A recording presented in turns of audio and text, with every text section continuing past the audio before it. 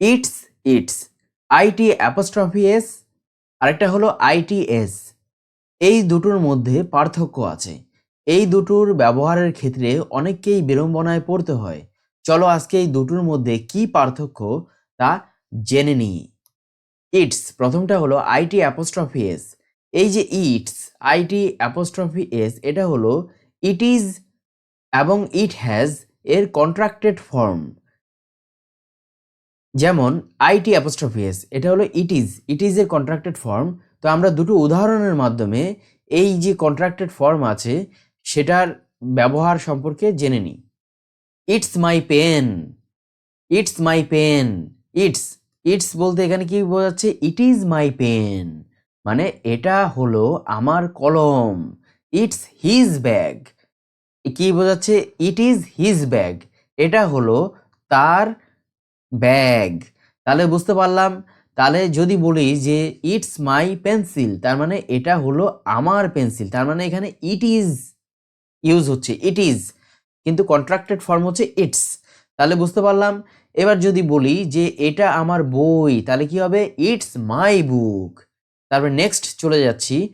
It's, I T apostrophe S, এটা it হ্যাজেরও contracted form. তাহলে it's two legs, it's two legs, তার মানে কি বোঝাচ্ছে? যে ইটস টু লেগস বলতে বোঝায় ইট হ্যাজ টু লেগস, তার মানে এটার দুটো পা আছে, এটার দুটো পা আছে। ইটস এ লং টেইল, তার মানে কি? It has a long tail, এটার একটি লম্বা লেজ আছে। তাহলে বুঝতে পারলাম। তাহলে এখানে ইট জেনারেলি ইউজ হয় কিসের ক্ষেত্রে? জেনারেলি অ্যানিমেলের ক্ষেত্রে ইউজ হয়, চিলড্রেনের ক্ষেত্রে ইউজ হয়, এটসেট্রা। তারপরের যে উদাহরণ, তারপরেরটাতে চলে যাচ্ছি, যেমন ইটস, আইটিএস, ইটস। এবার আমরা সাধারণত দেখতে পাই যে ধরে নিলাম বুক, বুক মানে বই, বুকের সঙ্গে যদি আমরা এস যোগ করি তাহলে কি হয়ে যায়? বুকস, বুকস মানে বইগুলি। কিন্তু বা এরকম আরো অনেক, যেমন পেন, পেন, পেন্স, তাহলে কি হচ্ছে? কলম, কলমগুলি। পেন্সিল, পেন্সিলস, এস যোগ হয়ে কি হয়ে যাচ্ছে? প্লুরাল ফর্ম হয়ে যাচ্ছে। কিন্তু এইখানে কি হচ্ছে? ইটস, ইটস, আইটিএস, ইটস মানে হচ্ছে ইহার, ইটস মানে ইহার। যেমন the cat lost its kitten, the cat lost its kitten, তার মানে দ্য ক্যাট, বিড়ালটি, লস্ট হারিয়ে ফেলেছে, ইটস কিটেন, ইটস, ইটস মানে ইহার, কিটেন মানে তো বিড়াল, ছানা মানে ছানা, বিড়ালটি তার ছানাকে হারিয়ে ফেলেছে, বিড়ালটি ইহার ছানাকে হারিয়ে ফেলেছে। আচ্ছা, তারপর the dog wagged its tail happily, the dog, কুকুরটি, ওয়েগড, ওয়েগ মানে নাড়ানো, ইটস টেইল, ইটস মানে ইহার, ইটস মানে ইহার, টেইল মানে হচ্ছে লেজ, হ্যাপিলি মানে খুশিতে, আনন্দে। তাহলে বুঝতে পারলাম যে এইখানে তাহলে দুটোর মধ্যে কি তফাৎ। তাহলে আইটিএস, আইটিএস এটা কি? এটা হলো অ্যাকচুয়ালি একটা কন্ট্রাক্টেড ফর্ম। যেমন আমরা জানি যে ডু নট মানে হচ্ছে, ডু নটের কন্ট্রাক্টেড ফর্ম কি? ডু নটের কন্ট্রাক্টেড ফর্ম হলো ডোন্ট, ডোন্ট। আচ্ছা, এরকম যেমন আই এম এর কন্ট্রাক্টেড ফর্ম হলো আই এম, এই এরকম, ঠিক এরকম ইটসটা হলো ইট ইজ, ইট হ্যাজ এর কন্ট্রাক্টেড ফর্ম, কন্ট্রাক্টেড ফর্ম। যদি আমরা বলি ইটস মাই পেন, এটি আমার কলম, ইটস মাই ফ্লাওয়ার, এটা আমার ফুল, তার মানে কি এখানে আমরা ইট ইজ কে ইন্ডিকেট করছি অ্যাকচুয়ালি ইটস দিয়ে, এটা দিয়ে।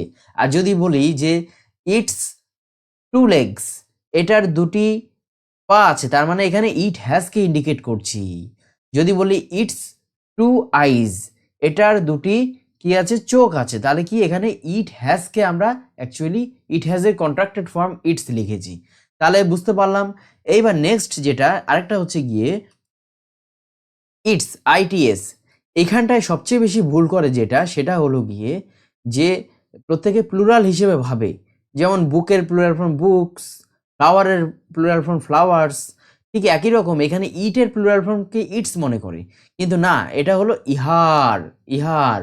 যেমন আমরা যেমন বলি যে রাহুলের বই, রাহুল, রাহুলস বুক, রাহুলস বুক, রাহুলস বুক, তার মানে কি? রাহুলের বই।